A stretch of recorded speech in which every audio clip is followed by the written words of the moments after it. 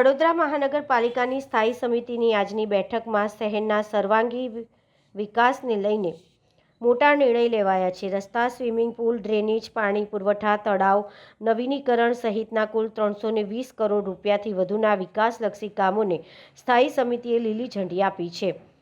વડોદરા મહાનગરપાલિકાની સ્થાયી સમિતિની બેઠક તારીખ 26/12/2025ના રોજ યોજાઈ હતી, જેમાં શહેરના વિવિધ ઝોનમાં થનાર વિકાસના કામોને મંજૂરી આપવામાં આવી છે। પશ્ચિમ ઝોનના અકોટા વિસ્તારમાં તેમજ દક્ષિણ ઝોનના માંજલપુર વિસ્તારમાં નવા આધુનિક સ્વિમિંગ પુલ બનાવવા માટેની કામગીરીને મંજૂરી આપવામાં આવી છે।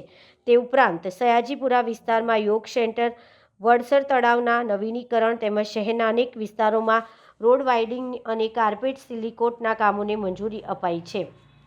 શહેરના પૂર્વ, દક્ષિણ અને ઉત્તર ઝોનમાં ડ્રેનેજ લાઇન, પાણી પુરવઠા નેટવર્ક, ઊંચી પાણીની ટાંકી તેમજ વરસાદી ગટર અને આરસીસી રોડના કામો મંજૂર કરાયા છે।